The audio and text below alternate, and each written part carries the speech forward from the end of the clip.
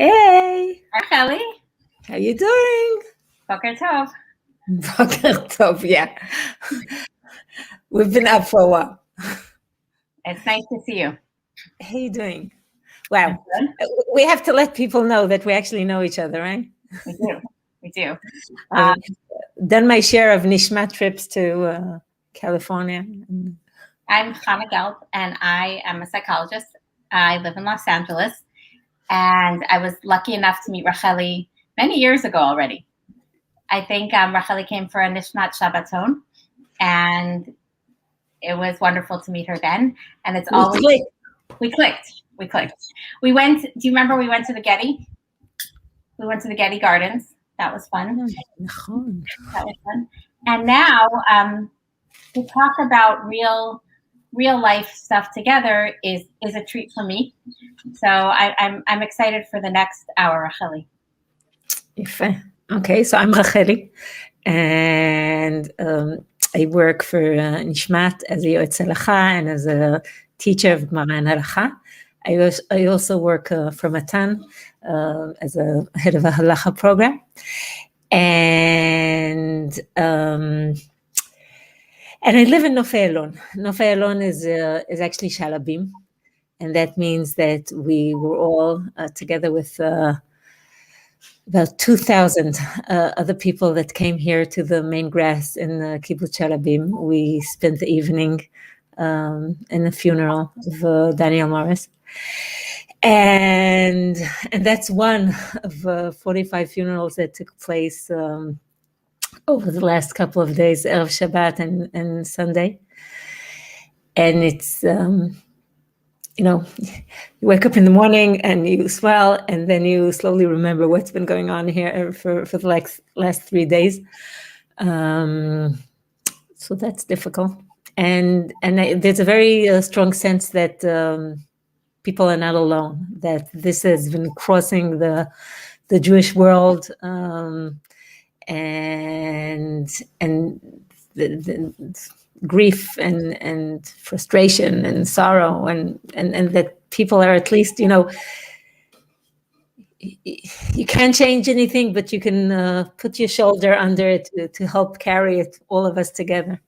So this was a real trauma on top of the trauma of COVID, and it's as if we came out of one and we were ready to celebrate and be joyous, and this is a real trauma. And we know that with trauma, everyone reacts differently. Some people want to talk, some people it's hard to talk for them, and the main thing is really what you said, to be there for each other and to be supportive and just to be mindful. Some kids are going to want to talk in 3 months. Some people are going to want to talk tomorrow. And it was really a trauma for Am Yisrael, for parents, for kids, for communities. And I actually realized that we were standing and the boys from the gap year programs from yeshivas all over the country, and the girls from the seminaries, they all came for whoever chose to come. Nobody was forced to come, but they were all given the opportunity to come to the funeral. And it was looking at these, 18-year-old Americans, mostly Americans, overseas students. And for the vast majority of them, it was the first funeral they ever attended in their life. And something nice about it, that not the occasion itself, but that you managed to get to 18 or 19 without attending a funeral. In Israel, it doesn't often happen, but it's also a very difficult experience, and these are very young people, and there's a lot of growing up to do. Growing up is not all bad. I mean, it's something the word growth is relevant there. What would you say to the families of these students? The ones that are, it's difficult to say something in a general sense. For me, it was reminiscent of two experiences. One was right there on that same grass with the same very, very large population was where Naftali's Levaya came from. So it was a little bit too much deja vu for comfort. But what I, much more than that, I felt was the experience of losing Ezra Schwartz. I think that must be 6 years ago. I hope I'm not mistaken. And maybe less. It was the student, I think. Right, he was a student in Ashreinu, a one-year program in a yeshiva program in Israel, and it was a terror attack, unlike this time. But then I went to meet with his classmates in Ashreinu, and I remember speaking to them and realizing, how difficult this is, and how far into their life they're going to be carrying this experience. But also, after spending quite a while with them, taping this video for just like a WhatsApp message for their parents, saying, I met your kids. They're okay. They will be okay. They're going through something very difficult, but they're surrounded by so much staff, so many caring, wise people that are trying to help them go through whatever it is, and to the extent of their comfort level to speak and to share, and you can't promise anything to anybody, but for the most part, they'll be okay. They're resilient. They have strength. They have a whole lot of inner resources that come in at such situations. And I met them and I spent time with them so I could, calm their parents. These were 2,000 amazing people, out of which were a few hundred young students. I didn't speak to each of them personally, but I do know that they're surrounded by staff. They're not being left alone for a minute. They're processing. They're going. They like on the psychological level, on the spiritual level, and on the Torah level, and just a social level of speaking about things. So. As a psychologist, you should know nobody can promise anything, but really they stood there, they sang together, they had a community experience of strengthening each other. After all the eulogies, everybody was standing and singing and deriving strength from the group, from the nation, from the community. So I think they'll be okay. Racheli, something that I've been struck about you ever since I met you was your hopefulness. And after the tragedy with your son Naftali was also your resilience. And I'm wondering, and I'm hearing it tonight also when we're talking about and again, that is the way of the Jewish people at our best.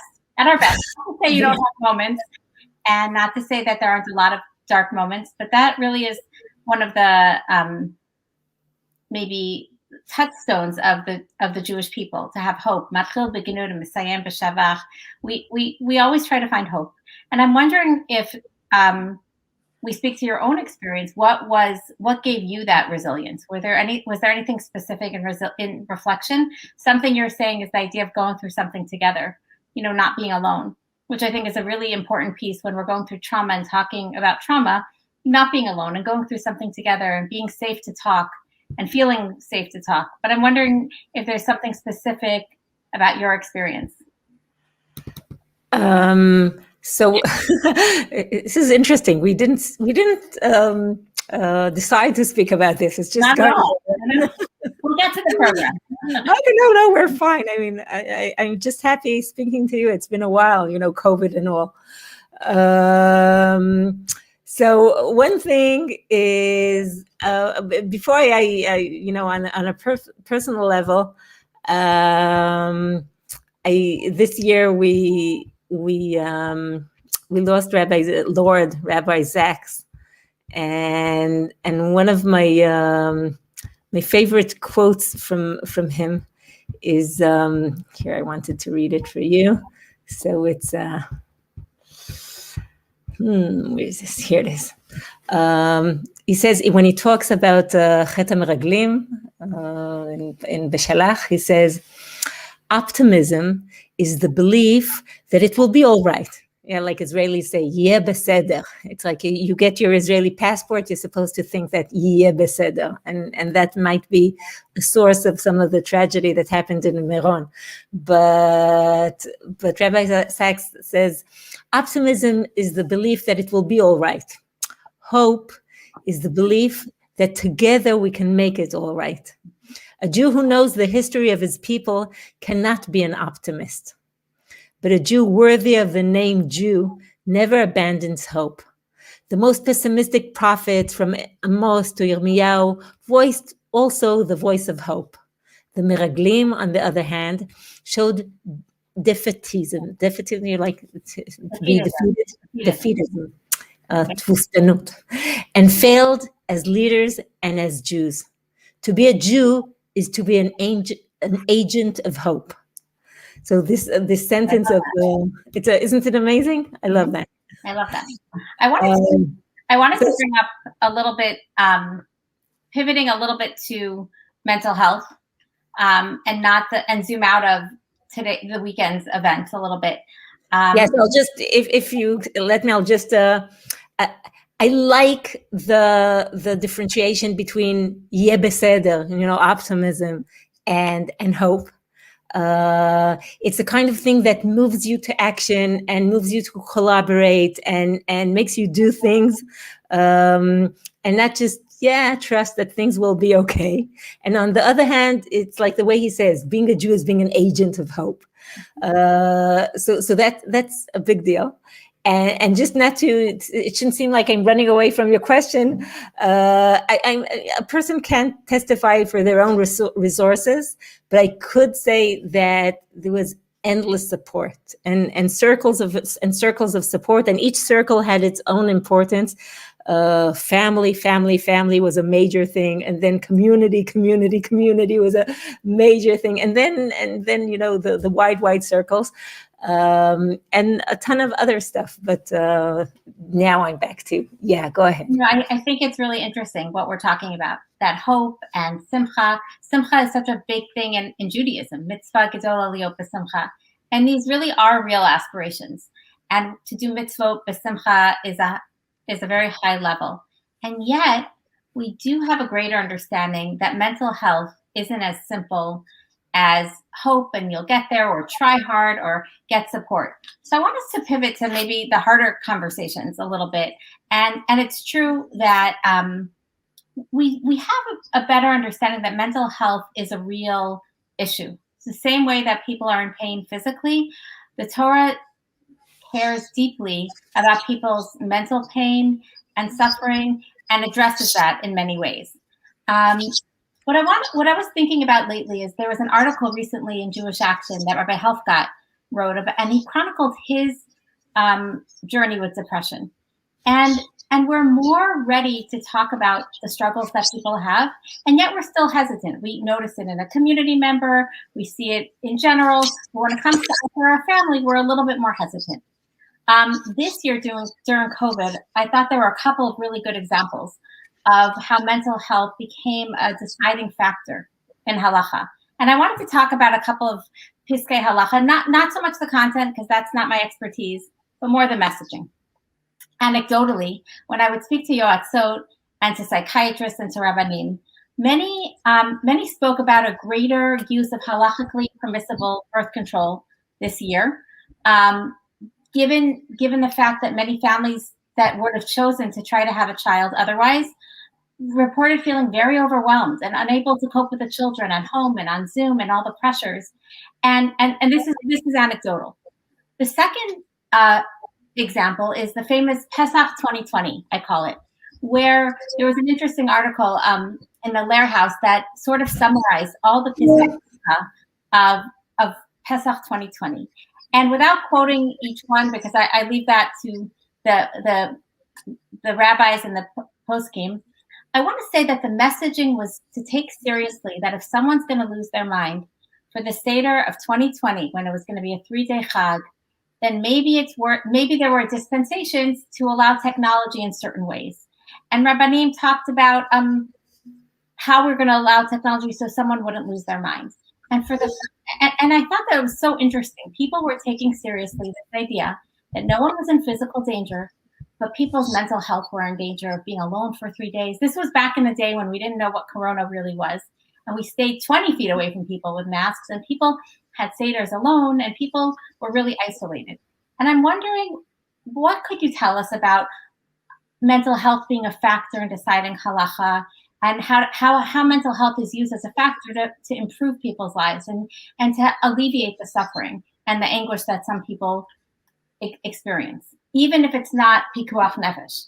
I feel like, the post game were lenient in the sense, and again, I don't want to get into the content, but they were lenient in the sense of saying, even if someone's not going to technically lose their mind, which that's not a very psychological term, but if it might lead to that, we want to take that seriously. And I'm wondering, what are your thoughts? What can you tell us about mental health as a deciding factor in halacha? Let's see. So first of all, just, as on the sidelines of that Pesach 2020 discussion, that was interesting and varied, and there's a lot to say. I have a friend that has an elderly mother overseas in Europe, and Corona was very difficult because her whole family was here, and the community there was extremely isolated. To this day, they have closures at night, and very difficult situation. And every weekend, it would become even more tense because you call her before Shabbat, after Shabbat, but the 3-day Chag ended up being the time where she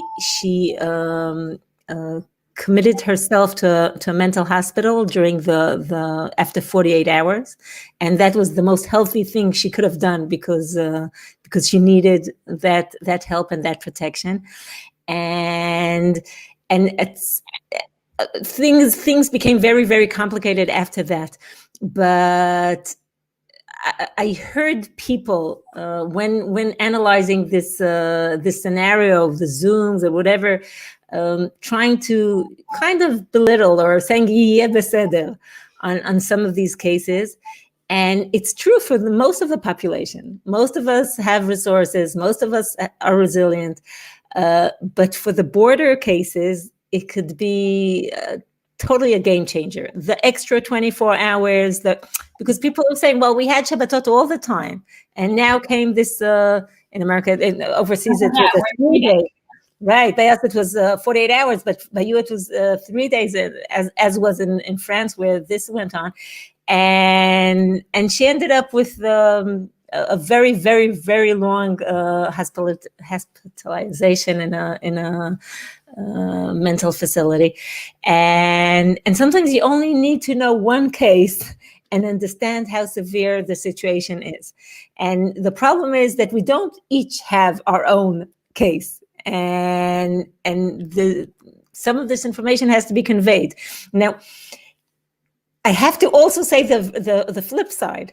A lot of our elderly parents explicitly said, we're strong, we're okay, don't worry about us. We wouldn't dream to use anything that isn't strictly halachic, and honoring that inner will and this sense of resilience that our parents went through stuff. They weren't born yesterday, so that was also very important. But understanding that there's such a variety, and that people are made differently, and they're in different stages of their lives, and their fragility and vulnerability is different, and being prepared to meet that is a big deal. As far as mental health and halacha in general, it is a huge topic, and the thing is, you said, does someone use the code name Pikuach Nefesh? It's like I had this. I want to like just say that if they would experience significant mental distress, Right. So that's right. So that's the issue, because say, just for example, I speak to a young couple, and the young wife, first year of marriage, speaks in very, very, very extreme terms about the rejection and almost self-loathing that she feels when in times of nida, when they're not allowed to be physical with each other, and it was very, very obvious that mentally this is a big deal. But as someone that deals with halacha, I was listening in for these, will she hint that she's suicidal? Okay. Will she hint that she's endangering herself? And she was a very intelligent and young lady, and knowledgeable. And we were very honest about that. And she said, no, I don't think I'm in such danger. I'm just in great distress. And a lot of the question is there. When people, they might be deteriorating a little bit. They might be in great tsar and great ogmat nefesh and great distress. But it's not, it doesn't press that red button of, pikuach nefesh, we can do anything. Yeah. And there it takes the flexibility and the awareness. And I must say, halacha doesn't have simple answers for that. It does have answers, but they're not simple. I'll say even one step before this. In cases where people do suffer from mental issues that are say diagnosed, okay, we're not talking about a general population and their mental health, but people that already have a diagnosis. Even not only the rabbinical world, the whole world has a difficult time dealing with it, because it's not written on their faces or on their sleeves. It's a pain and a form of suffering that's difficult to recognize and to empathize with, because you don't understand it, because it's not exposed. Sometimes we have the illusion that it has to do with people's choices and that they can control it.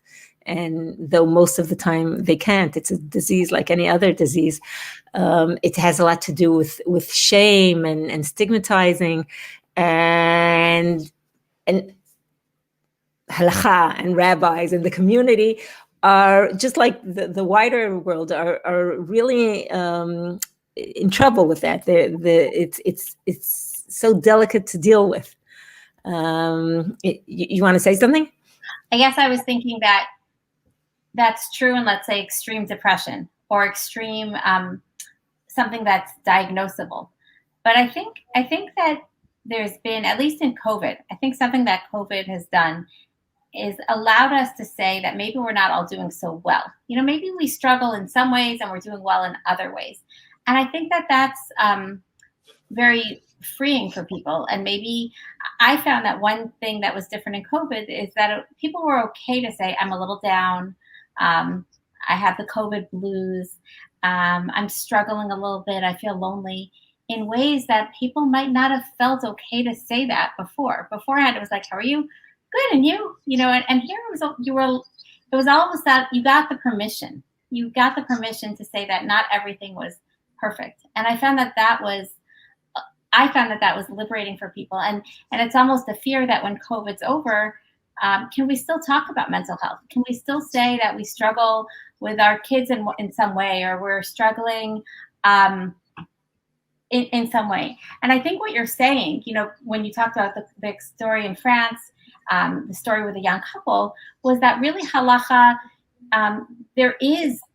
it's important to reflect on them, on the individuality of halachic decisions. There's not one size fits all, and that's what you're saying. But what I think we're saying now, when we shift to COVID a little bit, is that people need to be able to feel safe to communicate how they're feeling. If it might be invisible, it might be that they're really depressed. It might just be that they're struggling in some way, and to feel safe to communicate that effectively and clearly, to get help when they need it in extreme ways, and just to feel less alone. Kind of what you described about the levaya last night, to feel a little less alone when you can share something with someone else. And the shame in talking about it, I find that sometimes it becomes layered in someone's personality.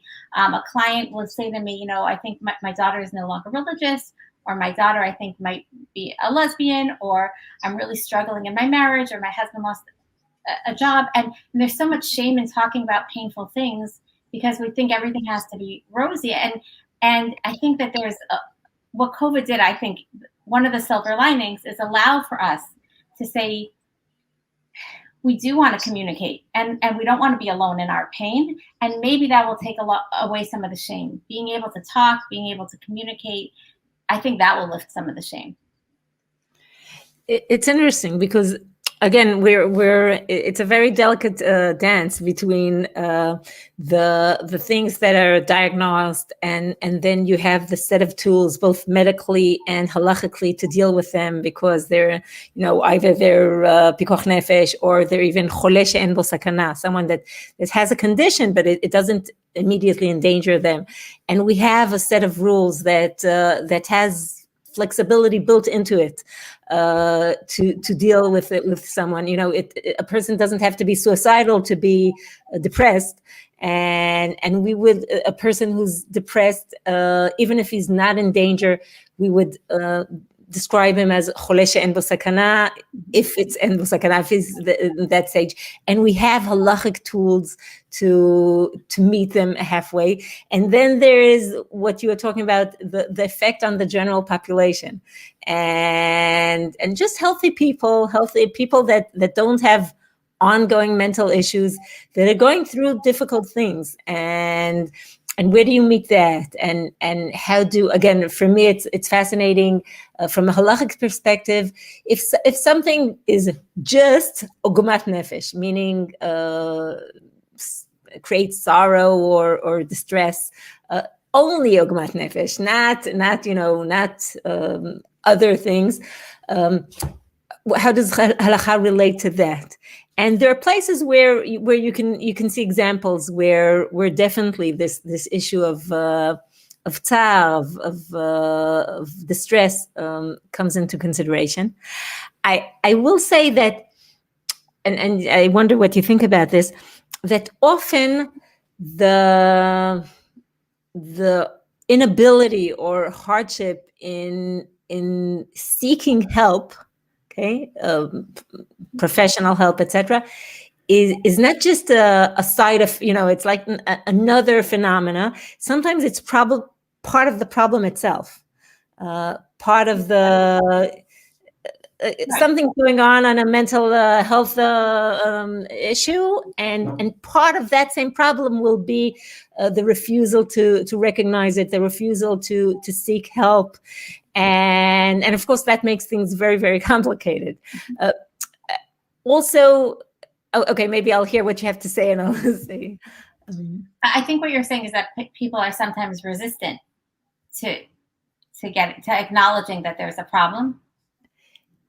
But that it comes as a package deal with the problem itself. It's not just, people have a hard time asking for help. No, it's with the mental condition that has been created, or that showed up now, or was exposed now, comes a phenomena that sometimes denies the problem, but also resists treatment. It's layered. The more that the more the shame is layered in, the more we're less open to seeking help. I think that's true, but I don't think that's the whole story. I do think that there's a barrier in it being okay. If you define yourself as a generally okay person, and generally okay and thriving on the whole, and kids are in school and everyone's working, and a general part of the community, I think it's hard to sometimes say, I'm struggling in some area. And I think I've noticed in the people that I'm working with that COVID just allowed the language of mental health to be more accessible, and to say, maybe I felt isolated, maybe I felt fearful, maybe I felt good things during COVID. Maybe I liked, like, let's say even spiritual things during COVID. Maybe I liked not hosting. Maybe I liked davening at home. And when there was no shul, maybe I liked our family tefillah. Maybe there were some nice things. And just to sort of be more okay noticing what individually works for someone. I find that it's not so much that people are afraid, but people are always looking over their shoulders. Well, what is everyone else doing? What is everyone else seeing? And to say, this is what works for me. This doesn't work for me. I should get help. And acknowledging. I think one of the big keys is acknowledging when something's not okay and we want to get help and we need to get help. That's the beginning of yeah. Again, it's interesting because on most fields, on most instances, I feel that the community is a tremendous help and a tremendous support. And yet when mental issues come up, I find that because the community is very homogeneous, it doesn't have a wide variety of characters in it. You know, we feel like we're very varied, but actually we're quite similar to each other. Then if someone's dealing with something that seems, at least to them, all different, they feel totally out of place. And the community that was such a support and such help could be an extra difficulty. And on top of that these wonderful, wonderful, close-knit communities also don't enable a person to be anonymous, you know, to now like lose themselves a little bit, you know, disappear, not be in the front stage, because they're dealing with something and they just want some, you know, and in these very, you know, tend to be. And these are all wonderful qualities. We know each other, we care about each other, but sometimes it's also an extra difficulty. Well, you know, jumping ahead a little bit, sometimes these homogeneous communities, which really are so supportive and we need to go back to shul, and it's true. But sometimes the risk, let's talk about the benefits. We talked about the benefits, the support, the love, the compassion, the achdut. On the other hand, the risk factors that homogeneity can lead to perfectionism and a fear of being different and a fear of being an outsider and not being accepted. And something, I think we've all heard this, and I'm wondering if we can talk a little bit about the perfectionism in our communities. I think I once had a colleague who told me that she had a woman come in and say, "You don't understand. My neighbor, she's perfect. Her kids, they never cry. All I hear is piano lessons and singing and happiness from their home. And I hear my kids crying and fighting. Our home is just not as happy. And she's a size 4 and she always looks so good and everything's perfect. And this is true." And then the next hour, who do you think came into her office? The neighbor. And the neighbor said, "I have this neighbor and she looks so perfect. And, my life isn't together and her life is so together." And, the therapist who was telling me this, laughed and said, "You never really know what's going on." And I'm wondering if we could talk about this perfectionism in a couple of ways. One is obviously, I think a lot of people thought about weddings and smachot and how much they liked the COVID weddings because. Wow. Did that go on in America too? In Israel, it was an amazing phenomenon. There was a sigh. I heard a sigh of relief, like, oh, I won't have to invite 500 of my best friends, 500 best friends and take a mortgage out to pay for a wedding that I'm not going to even enjoy. So I did hear a lot of relief about that. But I'm wondering if we could think about perfectionism in terms of our children. When we guide them, are we guiding them because what's right for them? Do we push them in the appropriate way? Some kids should be pushed, but some kids, maybe they're okay getting B's and being on the baseball team and playing soccer and having a great time. When are we pushing in the right ways? Are we listening to what they want? Or is there this, I feel like we have to balance this value of perfectionism on one hand and really listening to what's going on in ourselves, in our families, and in our kids. And it's a really big, I think it's a tension. We think about smachot, we think about our kids, and we think about, I think, even how do we help our kids date? Someone wants to be size 2. How do we help them? How do we help them balance the idea of how do we balance the perfectionism versus listening to ourselves and what we want and what's good for ourselves?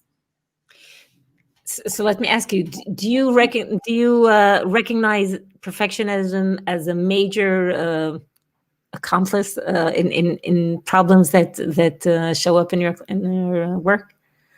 I think it shows up. I do. Not so much only in the community, but this I do. And feeling bad and feeling left out, feeling not as popular, feeling not part. And yes, I see it as an issue. So how do you approach it? Well, I'll tell you this. I had this.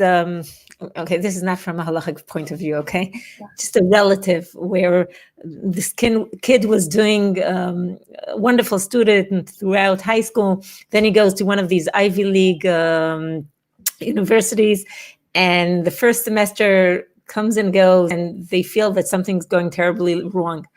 And there's a meeting in Israel. This would never happen because students, by the time they get to university, they're 25 years old and paying their own tuition. But there was a meeting between the father, the son, and the dean, and they were discussing what's going on. And the dean says, "I see this every day. I call it the 3 Ps. It's perfectionism, procrastination, paralysis." And that's a phenomenon, usually it's a story that happened in my family, but I usually use it on the month of Elul when we talk about tshuva and about bettering ourselves and about compassion and about not, often when you go into the mood of tshuva, it's the most paralyzing thing on earth because we don't experience it like the gift that it is, an opportunity of compassion, of not being perfect, just being a little bit better, and we actually turn it into another opportunity to beat ourselves up and to go and to go close and hurt and only damage ourselves more. So that's where I use it. But I think what you're saying is so important. Almost that inner dialogue and that compassion of being able to talk to yourself, and slow down. I think sometimes our anxiety goes up. You go to a simcha, or you look at someone else's kids, or you go to shul, something triggers us. And it's important then to slow down and to say, okay, I have this feeling. Can I have a little bit of an inner dialogue of being kind to myself and saying, I'm doing okay, actually. I'm actually living the life I want. And I think it's really important to have goals of our own, to make sure that we have our own goals and to say, stay in our lane. We're driving in one lane, and to stay in our lane and to say, I might get triggered. I might feel something. And can I have that dialogue and say, I'm actually doing okay. I always think it's important to go back and say, do you have your own goals? And what do you want from your life? And when we're, studies show and research shows when we're trying to achieve some goals, that's when we, feel happy, when we're on that path. You look like you have something to say. No, I'm listening. Oh, so I think that's really important, to really shift back and forth and have that inner dialogue and say, yes, something looks perfect, but also to remind ourselves we never know what's really going on in someone else's life. And also to say that we're doing okay and to be kind, to have that, the same chesed we would show a friend who came over to us and said, I feel a little down. Can we show that to ourselves? Can we show ourselves some compassion and have that dialogue and say, and have that inner dialogue? I think that's really important. And sometimes it's imagery. Can we picture it? Can we feel it? Can we look at our lives and slow down? I think a big piece is slowing down. We might get triggered and then say, slow down and say, what am I really feeling? Maybe my life is okay. Maybe I'm doing okay. And sometimes we need feedback from people. Sometimes it can't just be, it can't just be we talk to ourselves. Sometimes we need feedback. Sometimes the feedback is really important from other people, and that we need to have people in our lives that are good mirrors that reflect that to us. And we'll say, you're doing okay. Do you feel that someone who's in the loop of perfectionism, nothing's enough, could actually say to themselves, well, I'm doing okay, or life isn't that way. Do you find that they're capable of doing that? That's a good question. Probably not, and that's when you kind of need an outside voice. Um, that's that's when you need an outside voice, or to be honest, that's what I mean by slowing down. If they can reflect deeper, sometimes they can get out of that loop. And I think it's important that we um, go deeper and always try to really understand what are we feeling? What is it that I'm really feeling? Do I feel that I'm not a size 2? Do I feel that I won't get married? What is it that I'm really feeling? I think if we can get to the root of the real feeling, I think we'll lower anxiety and we can get out of that loop a little bit and sit with it. And it might be an uncomfortable feeling, but I do think that we can get out of it, because ultimately what pulls us to perfectionism is really fear and shame of being rejected or not being included. And if, on the other hand, I want to say, if we slow down and we sit and really reflect, maybe we won't be motivated just by the fear and shame. Maybe we'll be motivated by what we want to achieve in our lifetime, and what lane we want to stay in, and what we want to accomplish. So I feel like there's that tension. And the deeper we go, and sometimes you need a therapist, sometimes you need a friend to help you do it, sometimes you just need time. But the deeper we go, I think that we're able to break it. It's interesting because from the spiritual side of it, like in religious language, like you would hear Baal Shem Tov say, these guilt trips are not leading you anywhere, and that perfectionism is a sort of Amalek, a specialized kind of Yetzer Hara. And then sometimes you have to hear things in double voices, because again, from someone that comes from a religious language or a spiritual language, they would say, what religion is pushing me to do, what Torah wants me to do is my very best, is the highest standards. And this whole talk about being compassionate with yourself is just wishy-washy people that aren't pushing themselves to the top level of what HaKadosh Baruch Hu is expecting you to. And I want to interject one thing, though. That's a good point. What HaKadosh Baruch Hu wants versus what other people want from us. Okay. No, that's true. That definitely, and what we reflect within ourselves from HaKadosh Baruch Hu and from other people, But absolutely. But even in the sense of what HaKadosh Baruch Hu wants from us, there are these different mitzvot that the verse ends with the words Ani Hashem or Anochi Hashem, and usually these are mitzvot where you have to be intellectually honest to know that you're actually doing the right thing. It's as if when say lo telech achil b'amecha, lo tamod al dam re'echa, ani Hashem. So it says you have to watch what you say, and on the other hand, you have to be involved with your fellow Jews, whatever. And there's a very, very delicate balance there. When you can start questioning yourself. Did I do the right thing? Did I not do the right thing? And in the end of that verse, you get Ani Hashem. Okay, what's that Ani Hashem? So the simple understanding is, or a very true understanding is, you're not alone in the world, in that room or in that dilemma, in the sense that I'm watching. Keep your standards high. You have to be perfectly honest. You have to be, there is this divine pair of eyes watching you, and that's all true. But then you should go back to the pasuk and read it again, and say, okay, the dilemma, Ani Hashem, and it appears many times, and in that sense, it's Ani Hashem saying, you're not alone in this dilemma. I'm with you. I have your back. I trust you. I believe in you. And again, it's, you can say you're not alone, and this terrifying voice of saying nothing will be good enough. And you can say you're not alone, and you're being kept, you're being held. So the word compassionate is not just some kind of trying to lower standards.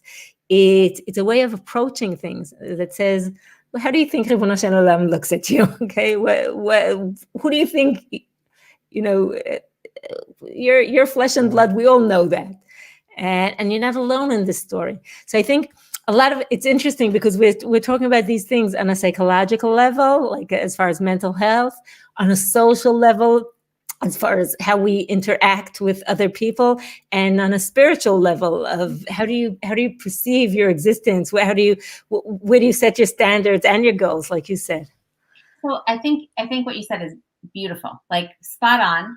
And I think you captured one of the biggest conflicts between the Torah perspective, on one hand, of saying always strive, always keep working. Every hour has to be. What do you mean vacation? What do you mean break?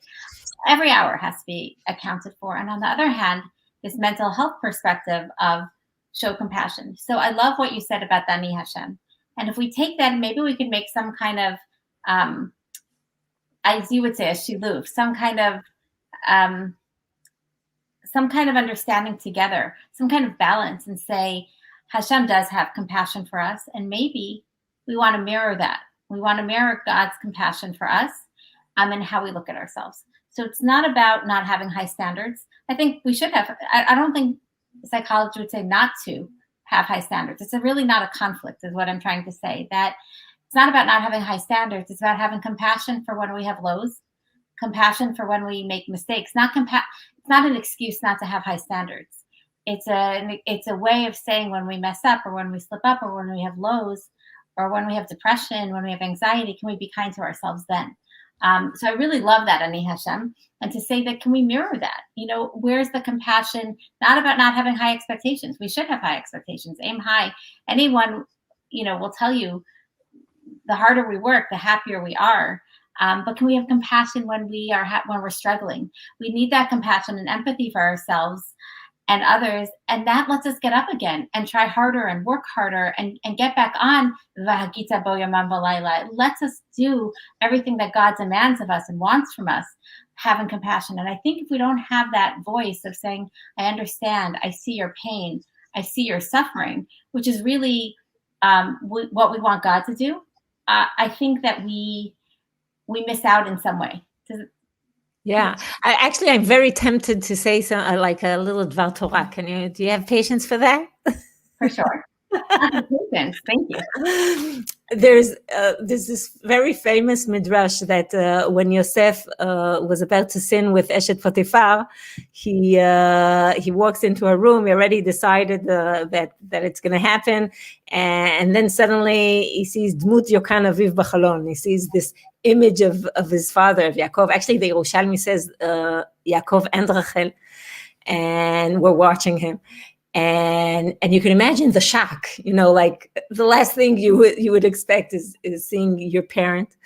And then you start to think, what's in that look? What's in that gaze? Okay, so he saw their eyes, their face, their eyes met, and what did he see in that eyes that shocked him so that he didn't continue with his plan that was probably very attractive?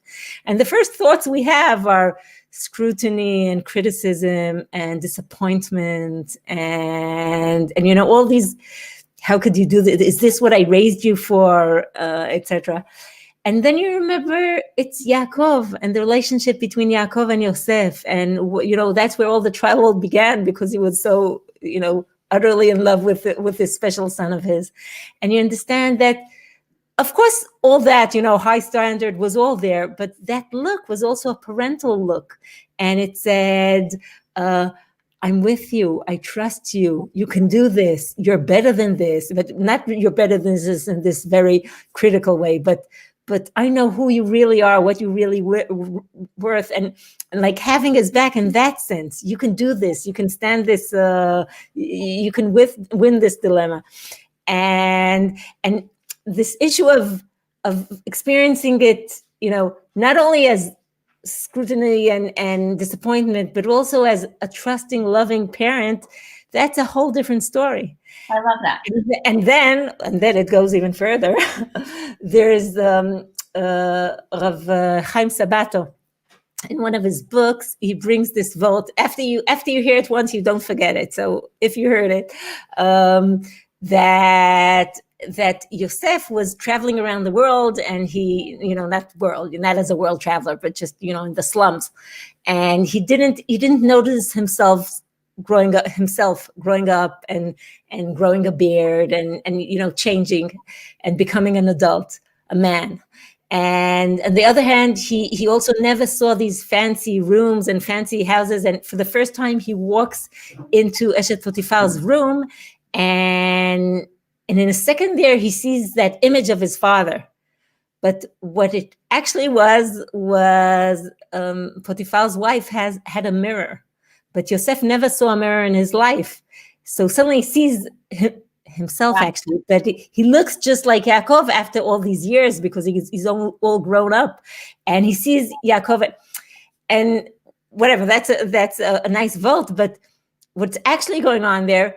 It's not only the scrutiny, the standards, etc. It's not only the parental gaze saying you can do it, I am with you, I trust you. It's also the way you look at yourself. And the gaze there, it's like, Simba looking in Lion King, looking at this puddle and actually realizing, who am I? So all of this goes on in the way we reflect about ourselves, and that's exactly what you said before. I'm sorry, I couldn't help it. Actually, this is 6 in the morning. I think we should let's try you 4 in the morning. I mean, this is amazing. You're shifting and talking about, we're talking about parent-child relationships right now. About Yaakov and Yosef. Right. And let's go there. You interact with so many young people, and what do you see as strengths of parenting this generation? And what are some of the challenges and things that you see missing? No, you didn't really. That's such a formatted question. I need to now, read an article and give you some. Kind of threw out our script, so Yeah. Oh, wow. I really need to think about it. So tell me what some of your thoughts, and I'll play along with you. Okay. That's not fair, but yeah. It's just you and me here, It's true. No one else is here. I could go for 2 more hours. I think one thing that I think is a big deal is I think parents these days are communicating better with their students. I think a lot better communication. I think there's an emphasis on listening and on hearing. I think that wasn't there 20 years ago. That wasn't there 40 years ago. There's more focus on spending good family time together and really communicating, not just spending time. I always will tell clients that they might have been together during COVID under every lockdown, 24 hours together, but it doesn't mean that they were really communicating. Just because you're in the same house doesn't mean you're really communicating. And it's so important. It's so important to really sit and check in, say, how are you doing? You might have been home on Zoom all day, but I wanted to check in and see, how are you doing? What's going on in your life? So I think there's a lot more communication. Something that I'm seeing a lot of parents just having anxiety. Are parents going to be okay? Are kids going to be okay? And then that gets passed on to kids. Am I okay? Am I going to be okay? My parents are worried about me in school or on the fields or in life. And I think that there's a tremendous amount of anxiety that might come from wanting to protect, might come from just caring a lot. But on the strength, I see much better communication and willing to hear, I feel different about this, guys. And it's hard, but there's better communication for sure. There's also a lot more anxiety. So let me ask you about the communication, okay? Do you know this phenomenon when there's someone new in your social circles? So in the beginning, you can ask them what their name is.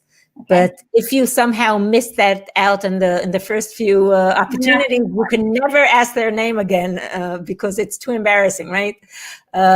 So there's a difference between someone that has the habit of interviewing their children, not in a threatening way, but I'm saying making them talk, someone who's in the habit of communicating. Or the family you just described that spent tons of time together in Corona, but never really opened up real questions. Or I'll even say some of the children tend to be very talkative and open, and then you open up with them very deep conversations. And the others, it's like you missed the right time to ask what their name is. Do you know what I mean? Mm-hmm. It's like the habit isn't there, and there's a certain there's a pattern already set. And how do you start that? How do you break that dynamic? That's a great question. I think it might be over, the medium is the message, I like to say. So you might say that I'm going to start playing board games with my kids because it's a great way to start talking, or I'm going to start cooking. Sometimes you just want to be doing something together. And that's important, and that it leads to conversations. And sometimes it's okay to say, I've never asked you about school. How's school going? I always assume it's okay. And to sort of acknowledge that I'm starting a new thing. I wanted to know how things are. And again, not to, and I think the same you have to do if you miss someone's name. You might go over and say, I'm so sorry. I forgot your name. Can you tell me your name? You might want to say that to your kids. Like, you know what? Like, I don't know how your year was, and I don't know how camp was. Can we go out and especially put away technology? Shabbos is a great time. I just want to know, did you like that? Did you like your new tennis teacher? Did you like that chavruta? How's high school really for you? And really go into it. And sometimes that means being vulnerable as a parent and not saying I have all the answers, and not saying that, oh, I do everything perfectly. It's saying, hey, I messed up. I'm sorry. But to think of that as like, oh, I can't go back there is still such a loss. I want to say a loss for the kids, but even a bigger loss for the parents, and for the relationship. And we make mistakes. So get up and say, I'm vulnerable. I made a mistake. Okay. And also these children are sometimes in their 20s. It's sometimes the patterns go deep. Yes. And I say it's never too late. To say it's never too late to say, why don't we make it a thing and we go out for lunch? Why don't we make it a thing and we'll go take walk? It's never too late. And I want to say that your relationships with adult children can be so such a joy and it's never too late. And to say, well, I never asked her name. I'm not going to ask her name. Say, oops, I never asked her name. And that I see that so much in my practice. I know we only have a couple minutes. Okay, two last things. Yeah, we try to get it all. We're not going to get it all in here. And we also see a lot of my clients. They spent a lot of time together, and for some, their marriage is improved. They're like, we got to know each other better. There was no one else to spend time with anyway. We like each other, but sometimes there was a lot of disconnect. Is there anything you would say to couples? Same way we said about kids. What's the disconnect? What are strengths in some of the marriages, and what are some challenges you see? And then 30 seconds for that, and maybe 30 seconds for what's your last message to everyone.